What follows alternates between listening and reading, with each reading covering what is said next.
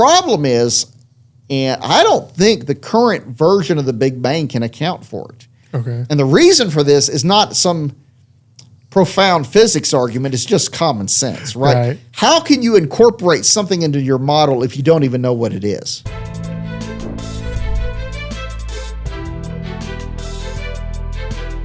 Hello, everyone. Welcome to the Creation Podcast, the show where we discuss the science that confirms Scripture. I'm your host, Trey, and I have with me ICR physicist, Dr. Jake Hebert. Howdy, Trey. Thanks for having me. Yeah, we're glad to have you on. It's always a good time. We're talking about space, sort of. I don't even really know how to categorize this. I'm excited for this episode. I know that it can be kind of a controversial topic. It can be... Even among creationists. Yes. It can even be like I don't even know what this is. Like, right. I mean, a lot of people would be like, it doesn't matter. And maybe in the grand scheme of things, it doesn't. I don't know. But I think it's fun. So let's talk about matter first. Okay. So this table, me, this water thing, all made of matter, right? That we can see and touch, etc. Right. Astronomers have concluded, however, that the things that we can see and touch is not everything that there is. Right. In fact, it's a very small percentage.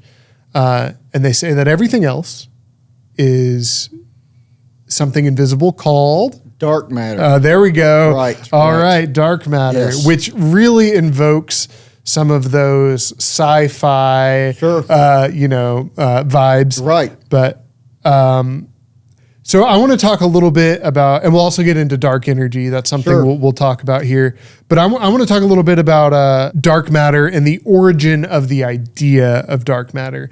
So when I originally thought of dark matter, I thought that it was something that was kind of invented to save the Big Bang Theory, that it was some sort of like, well, we don't know, so we've got to fix it. Mm-hmm. Is that the case, or what? Well, not really. They were, the idea of dark matter goes back pretty far, and so it's not probably not fair to say that it was invoked just to salvage the Big Bang. There's a couple of arguments for dark matter. There's quite a few arguments, but some of the older arguments, they're not too hard to understand. Like if you have a spinning galaxy, for instance, you got a spiral galaxy and it's rotating around. When you move in a circle, you have to have a force to keep you moving in that circle, what we call a centripetal force. Mm-hmm. It's a force directed toward the center, and you think that force is coming from gravity. Well, you can look at, for instance, a spiral galaxy, and based on the light, you can estimate how much mass is there. Okay. But you can also estimate how much mass is required to keep those things going in those, elliptical or circular orbits. Gotcha. And it turns out when you do that, it looks like you need much more mass than you would infer based on just what's visible. Okay. So they conclude there has to be all this invisible mass there to keep it moving around like that. And you can make a similar argument for these galaxy clusters. In order for them to be gravitationally bound, you need a certain amount of mass there, but it looks like if you look at just the emitted light, it doesn't look like there's enough, so they conclude that there must be this dark matter. And they think it interacts gravitationally like other matter, but it can't give off or emit or absorb electromagnetic radiation. Okay, so simplified, just a definition. So dark matter is invisible matter. Yeah, and not just invisible because it's too dim to see. It's because it wouldn't even be interacting. It wouldn't give off visible. Because we see physical objects because of the light they reflect, right? It's not just that. Okay. Objects, anything that's got what we have it's called baryonic matter. Okay. Baryons are protons and neutrons. Okay. The baryonic matter, that's the matter we're familiar with and they call it that because nearly all of the mass of an atom is in the nucleus. The nucleus is made up of baryons, therefore they call it baryonic matter. Okay. So the matter we're familiar with, you call it baryonic matter. Baryonic matter does emit electromagnetic radiation, and if it's got a temperature above absolute zero, which it has to pretty much, it's going to give off some radiation. Even you're giving off radiation. You're giving off mainly infrared. Okay. You have to have these special goggles to see it, but you're giving off this energy. So anything that was made out of baryonic matter, you would expect it to be giving off, this electromagnetic radiation. Okay. Yeah. That's very interesting. Yes. Yes. Creationists, evolutionists, scientists across the board. What are the thoughts about dark matter? Because again, we said at the beginning of this podcast that it's kind of a controversial thing. Sure. So, what are the general thoughts? We'll start in the evolutionist camp, and then creation astronomer Danny Faulkner, he said, and I think this is probably true. He has said that astronomers are more accepting of dark matter than physicists. You're a physicist, right? Physicists tend to be more skeptical. And that's especially true when you're looking at creation astronomers and creation physicists. But even in the creation community, I think astronomers are more accepting of dark matter than physicists are. Okay.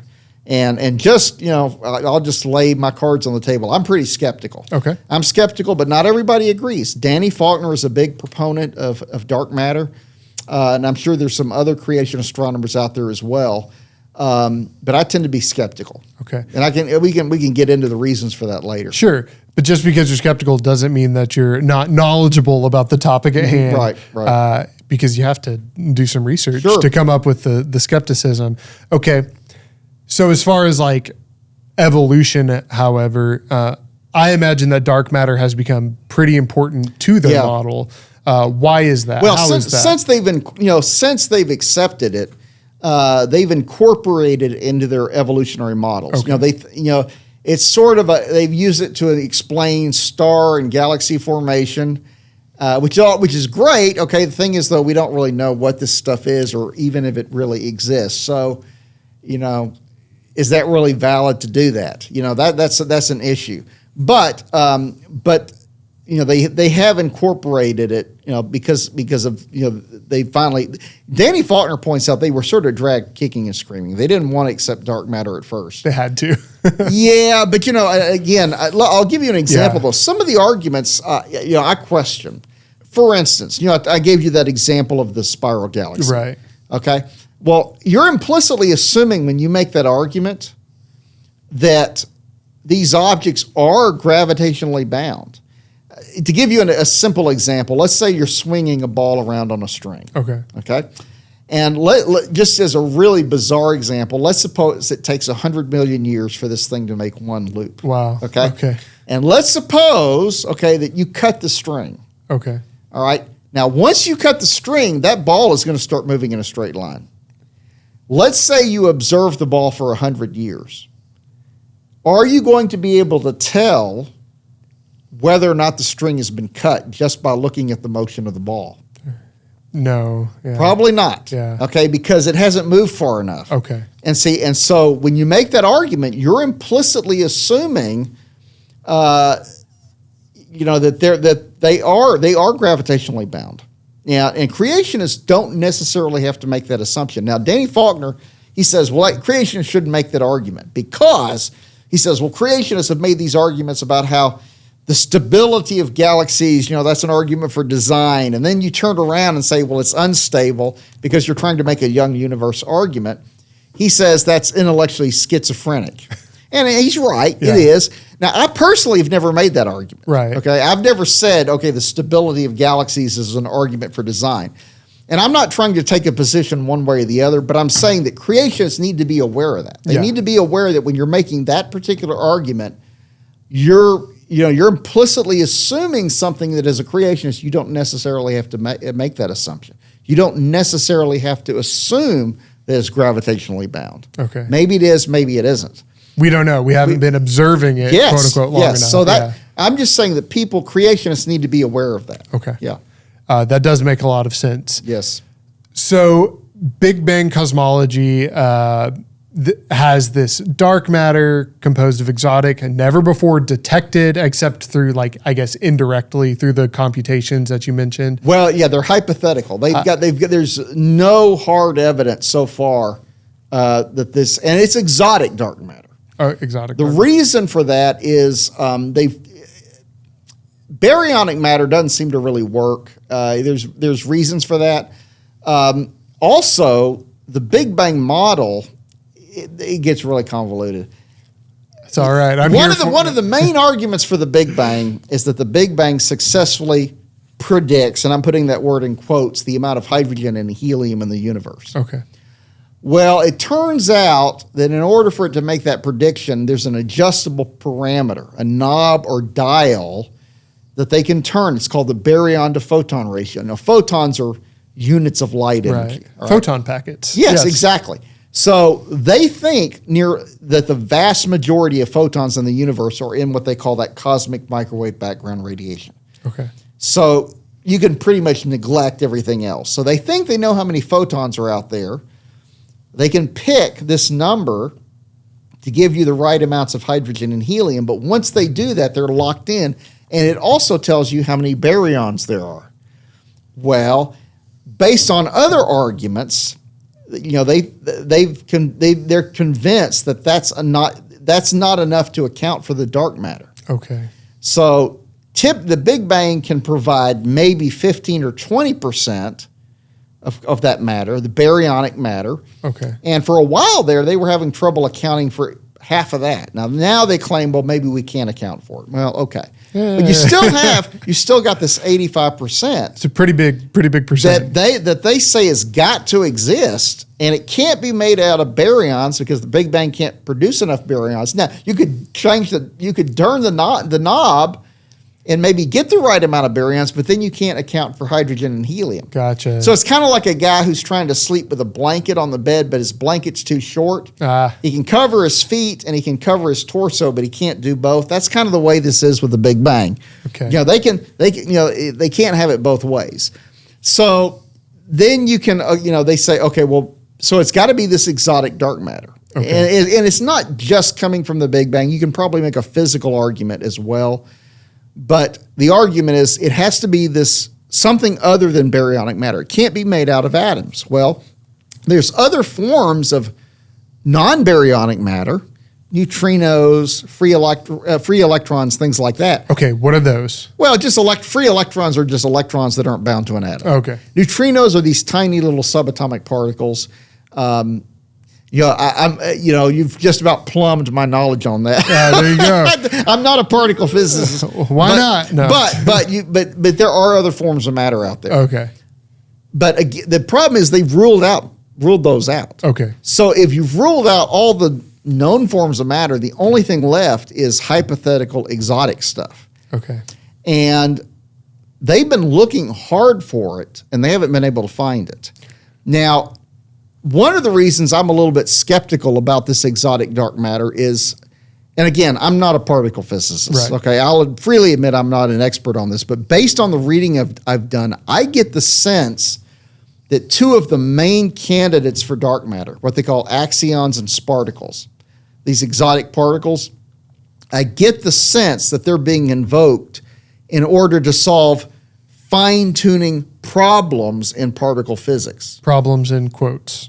I'm putting that in quotes because for audio listeners. I like fine-tuning, okay? Yeah. If there's something that looks like it's fine-tuned, that's evidence for design. Right. Evolutionists don't like that, though. Yeah. So the motivation, or one of the motivations for these exotic particles, not just because the Big Bang requires them, they're apparently trying to get around these fine-tuning arguments. Okay. So I have sort of a problem with that. If your theoretical basis for invoking this stuff is an evolutionary attempt to dodge design, why as a creationist do I have to accept that? Right.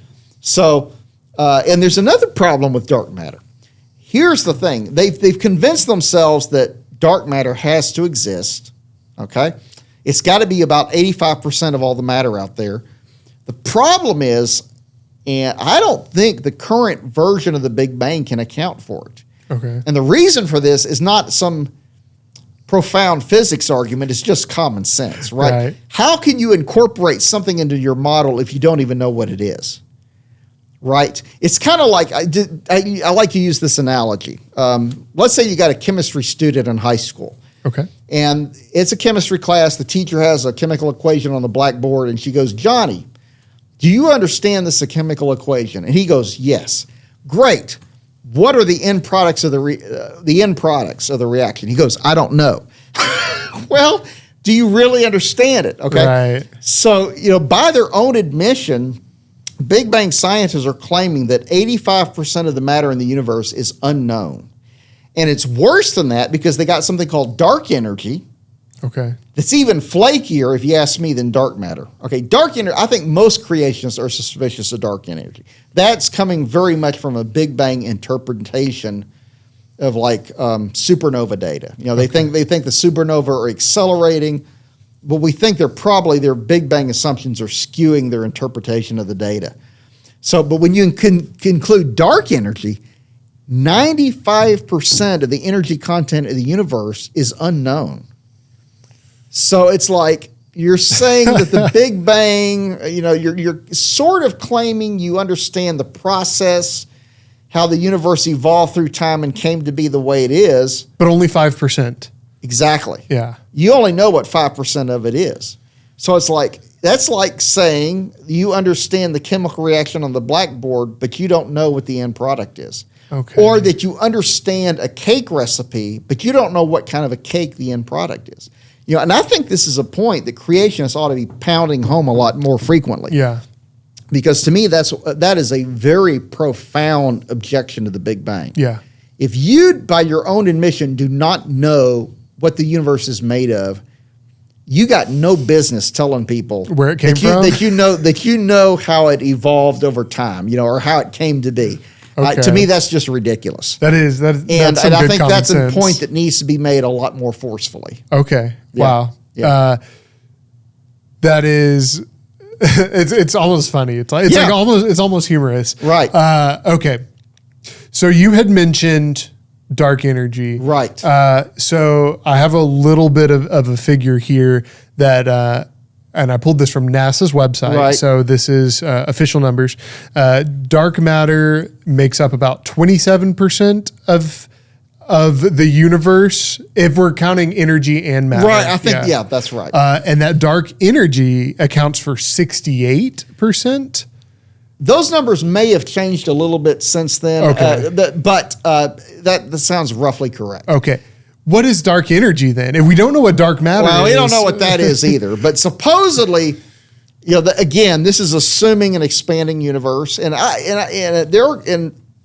is another area where creationists disagree. Some creationists are willing to accept an expanding universe, or at least provisionally accept it. And I've sort of been that way, but I'm becoming more skeptical of that. Okay. Mainly for theological reasons, but also for some scientific, but really theological, Okay. as well as some scientific. But other creationists disagree. Yeah. Okay, but let's assume the universe is expanding. Okay, that just for the sake of argument. Well, supposedly the rate of expansion is speeding up. Okay. Well, that kind of requires a special kind of energy to make that happen, and so that's one of the arguments for this dark energy. Because like second law of thermodynamics, right? Things would not continue to speed up. Well, I don't know. It's more of just gravity. Okay. If gravity's pulling things together, you would expect, if anything, for it to slow down. Right. Okay. I mean, there's three possibilities. One, it could just keep going on forever. One, it could eventually stop and then come back together. There's different possibilities. Yeah. Or it has to be perfect, where basically the idea is that the acceleration is speeding up. Okay. And so you need this exotic energy to make that happen. But it's coming very much from Big Bang cosmological assumptions, and I don't think as a creationist you really necessarily need to make that. To me, dark energy is on even shakier ground than dark matter.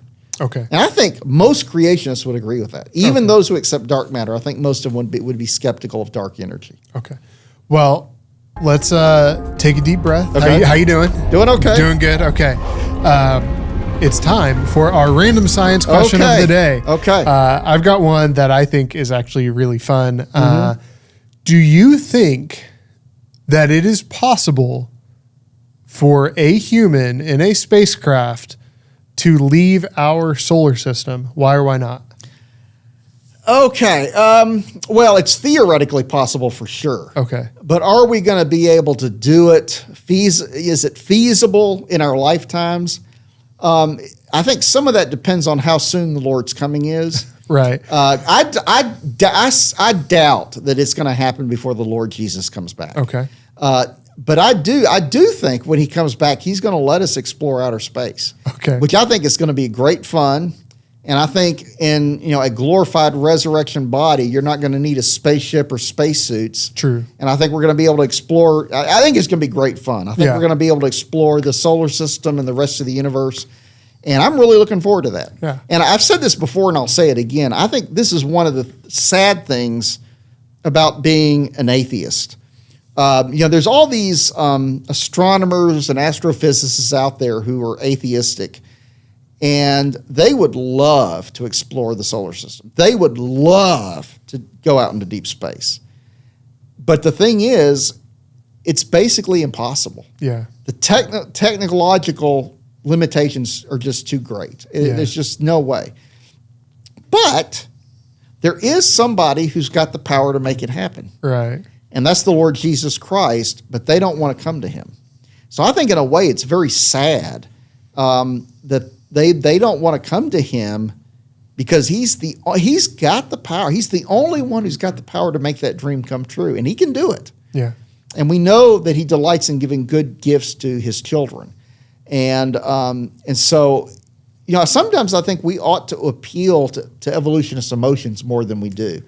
They would say, "Oh no, this is all just an intellectual argument." I don't buy that. I don't think that's the real reason. Okay. When you dig deeper, there's something always else. something. There's always something else. And so, I think evolutionists, whether they want to admit it or not, are driven by emotion on this issue. Okay. Because they don't want to believe in hell. They don't want to have to recognize that they are going to have to give an account to God. There's all these other things going on in the background. And so, well, hey, if that's true, why not appeal to their emotions? Right. It's like maybe we ought to do more of that. Don't you want to explore the stars? Yeah. I mean, I think that might be worth bringing up. Okay. I do. I'm looking forward to it when the Lord comes back. I think it's going to be great fun. Yeah. Well, it does sound fun. All things considered, when you imagine, I think of the Wright brothers and the first airplane, and now, we're sending probes to James Webb Space Telescope. Right. How you may not know the answer to this. Okay. Provided the Lord does not return in our lifetimes or very soon, if you had to give a time frame on it, how long do you think it would take for humans to develop the ability to leave our solar system? Oh man. Well, I guess it depends on whether you want to come back alive. It's easy to leave the solar system, right? Just get in a box and shoot it off into space. Coming back alive, that's the hard part. Okay. Yeah, boy, I don't know if I'm just not even sure I can give you a time frame. That's all right.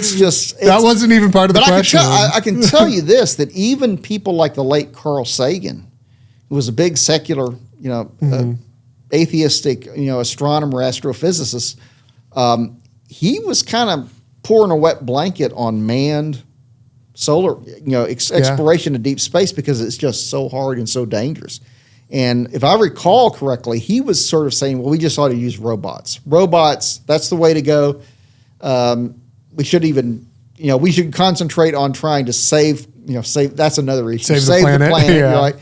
And not, use this as a lifeboat to try to go to other solar systems. So, but space is incredibly inhospitable. Yeah. And by the way, don't misunderstand. I am not criticizing astronauts. Okay. For sure. I wanted to be an astronaut when I was a kid. And, I'm not saying it's a sin if you're an astronaut or anything like that. But I'm just saying practically, man, it would be very tough. Okay. Very tough, to have these manned colonies, especially in deep space. Yeah. You got this waiting list. If I'm not mistaken, they've got a waiting list for people wanting to go to Mars, and some of them are saying, "Well, I don't have to come back." Yeah, it's like, well, you may not. Yeah. Do you really want to do that? You may not even get there. Yeah, so it's like I don't. I would. As Yogi Berra said, it's always hard to make predictions, especially about the future. So. Right. I'm not even going to go there, but I can say it would be it's tough. There's a lot of technological challenges. Okay. It's here's the thing.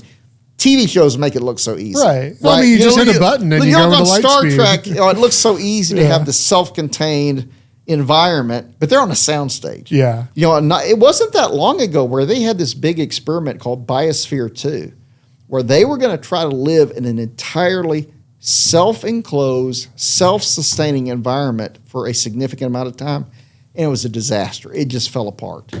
And that just shows you how much design has gone into the earth. Yeah. We got plants, we've got all these things that balance each other, and it's not as easy as everybody thinks it is. And I think that Biosphere 2 debacle shows you just how hard it would be to have a self-sustaining, contained environment in space. And I'm just not even going to make any predictions. It's tough. It's really tough. Okay, yeah. So no Mars colony for Dr. Hebert. You're right, yeah. Okay. Yeah. Okay, awesome. Thank you. I that's something that people talk about all the time, especially with like Mars. There are plans, to go to Mars in the not too distant future. So we'll see how that goes. We'll see how it goes, yeah. All right. We'll get back to the topic at hand. Okay. Dark matter. You said that most, to your belief, that most creationists kind of jettison the dark energy idea. Yeah, I think so. For those creationists who do accept the existence of dark matter, what do you think the basis is there? Some of it, I think, is because there have been instances. I mean, if you listen to what Danny Faulkner says, he's got some papers that he's written on this, and there have been examples in the past where dark matter was invoked, and it was a successful prediction. Okay. But there's also been, the thing is, well, if you don't believe in dark matter, what's the alternative? Right.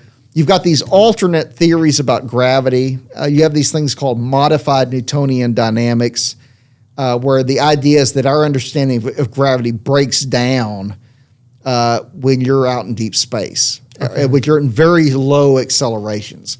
And one of the criticisms of that is that it's somewhat ad hoc.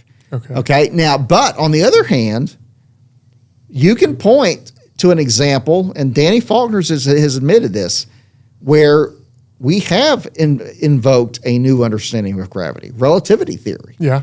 And it was successful. So both sides can kind of point to, well, we've got examples where you had this unseen matter. We predicted its existence. It turned out to be there. But you've also got an example where we have modified gravity in the past. One of the things, I guess, that makes me a little skeptical is, two things, really. And I've already alluded to one of them. Again, the theoretical motivation for some of these candidates for exotic dark matter appears to be an attempt to evade design. And you're referring to the axions and sparticles. Now, okay. Maybe there's other reasons, but but the sense I get reading is that's driving some of that. Okay. The other thing is we've had a tremendous amount of success in physics by assuming that the stuff out in space is made out of the same stuff here on Earth. Okay. For instance, the atomic, these spectra we get. Yeah. We're assuming those things are made out of atoms. We're assuming stars are made out of atoms. In fact, helium was discovered on the sun before we found it on Earth. To me, to say that 85% of the matter in the universe is this exotic, weird stuff nobody's ever seen, to me, that seems to be kind of radical. Yeah. Now, Danny Faulkner says, no, modified gravity is more radical. I guess that's sort of a matter of opinion. Gotcha. But that's one of the things that kind of gets me. It's like, I just have a hard time.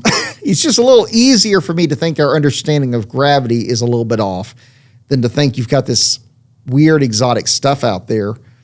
And here's the other thing.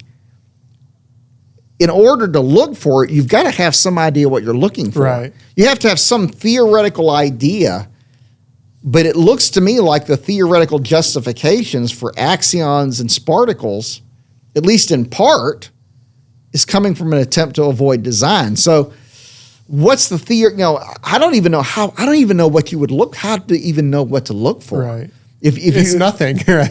It's like, I don't know. I mean, how do you look for something when you don't have any idea what it is? Okay, so what is an axion? What is a sparticle? Well, I don't know. Well, the axion is something, both of these are things that have been invoked to try to dodge different fine-tuning problems in physics. The sparticles, that comes from something called supersymmetry. And this may not be the only motivation, but one of the motivations, as I understand it, and I could be wrong. I mean, I'm not an expert on this. There's something called the Higgs hierarchy problem, which is a fine-tuning problem involving the Higgs boson. Okay. And apparently supersymmetry is one of these attempts to try to solve that. There's another fine-tuning problem involving axions but they're hypothetical to solve these purported fine-tuning problems. Now, when I hear the word fine-tuning, I don't think problem. I think design. Yes. That doesn't bother me. So it wouldn't bother me at all if these supersymmetric sparticles, these particles, don't exist. Yeah. You don't need them. It may be that God just simply designed it that way, and that's the problem. That's the problem for the particle physicists. Some of these things seem wildly improbable, that it takes some real intricate fine-tuning. Well, I'm okay with that. I don't have a problem with fine-tuning. Take it. Yeah. I don't have a problem with fine-tuning. So, and again, how do you even know what to look for? If that's your theoretical motivation, and maybe there's some other motivation that I've overlooked. Maybe, okay. But if that's the motivation, I'm not sure why creationists should allow that to drive our research paradigm. Right. There's no need for it. Yeah. Okay. Yeah. That does make sense. So both of them are hypothetical particles to fix other problems that we don't even have. We might, as creationists, may not even have. Okay. And they've been looking for these exotic dark matter particles and for a long time, and so far they've come up empty. Okay. They have not been able to find it. Now, I'm gonna throw out one more thing. Now, Danny Faulkner has pointed out. He says, "Well, it's only they haven't found the exotic dark matter particles." Okay, but Danny's also gone out of his way to argue that it pretty much has to be exotic dark matter. So the other baryonic stuff, he doesn't think is a plausible candidate for dark matter. So if the only thing left is exotic dark matter, and you haven't found evidence for it. It's what are we doing? Right? Yeah, I know. It's so anyway. Like I said, there's disagreement among creationists. And that's okay. It's okay. Yeah, that's okay. Yeah. Okay. Kind of drawing it in. So the overall feel, we'll just say the vibe I get from you is that you're skeptical of dark matter's existence, but to the creationist, whether or not it exists, does that really matter to us from a scientific and or like theological point of view? Let me put it this way. Here's one reason you might be interested in it. Okay. Let's suppose that someday they do find out what dark matter is. Okay. Either it doesn't exist, maybe it's really is modified Newtonian dynamics, or they do find out what exists. I think there's a very good chance it will be bad news for the Big Bang. Okay. Because there's too many ways that can go sideways for them. And, maybe you've got dark matter out there, but maybe it's not 85%. It's just, or maybe all the dark matter is exotic. Maybe the visible matter we see, maybe that's about all there is. And, there's a lot of ways that this could go badly for them because they have to have a lot of things be true, both from their observations, but also from their understanding of the Big Bang. Right. So I suspect if and when we ever figure out what dark matter is, regardless of what the answer is, I think it's probably going to be bad news for the Big Bang. Okay. Yeah. So you had mentioned Newtonian physics. Right. And so let's set dark matter to the side for a little bit. I know you won't have time to go into it too in depth, but you did mention these Newtonian physics. So you are stating, from your point of view, you're skeptical of dark matter. You are more inclined to believe that there's something going on with gravity. Yeah. What do you mean by that? Just our understanding is not completely correct. One of the criticisms of these modified gravity ideas is they're sort of ad hoc. And to be fair, that's probably a valid criticism. But I don't know if I can give. Maybe it's not even a totally. That's just the feel I get. It's. I don't know if that's the vibe you're getting. I just have an easier time believing gravity is different deep out in space than believing that. To me, that just seems weird. Really weird that 85% of all the stuff the Lord made, matter-wise, would be this weird exotic stuff of which we have no knowledge. Sure. To me, I just have a hard time with that. So as far as the gravity goes, does it have anything to do with like relativity theory or anything like that? It's not speed of light. No, the people who are suggesting modified Newtonian dynamics, I don't think are rejecting relativity theory. Okay. I don't think that's it. It's because even now there are times where Newtonian physics is still valid. Okay. And when you're talking about a spinning galaxy, that's still Newtonian physics. Right. You don't need relativity for that. Okay. Now in some situations where there's very intense gravity or very high speeds, yes, you need relativity theory. So this is not like kook physics, Right. like where we're somebody, oh man, we're going to get all feedback on that. Oh, perfect. We're not. This is not an attempt to jettison relativity theory, and I don't have any problem with relativity theory. I know some people, they get upset by it, but I think there's a lot of evidence for it. I don't have any problem with it. This is not, a rejection of relativity theory. Right. Maybe some people are saying that, but I don't think that's not the sense I get. Okay. Yeah. You're saying deep space. Gravity works maybe a little differently. You don't need. We can send somebody to the moon with Newtonian physics. If the Newtonian stuff works, there's no need to make the calculations harder by using relativity theory. So when you're talking about the rotational motion of a galaxy, you don't need relativity theory for that. Okay. It's not moving fast enough. And so this is not an issue of I'm rejecting relativity theory. This is just more does Newtonian physics, is it a little bit different way out in space than it is here on Earth? Okay. Interesting thought. Yeah.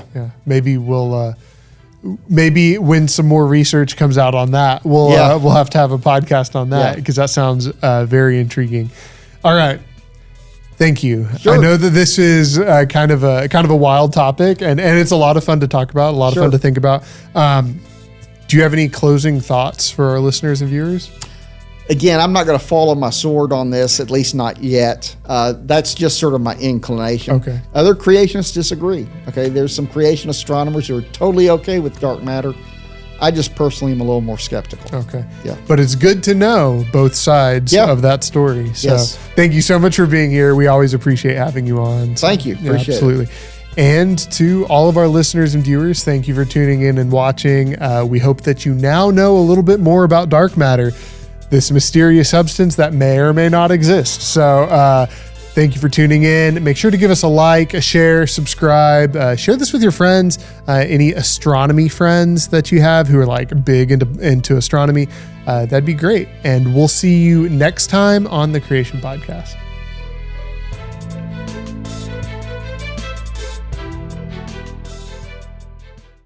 We want to say a huge thank you to our members and patrons. If you'd like to see your name here and unlock perks like early access to our podcasts, members-only polls and live streams, behind-the-scenes footage, or exclusive video content, links are in the description below.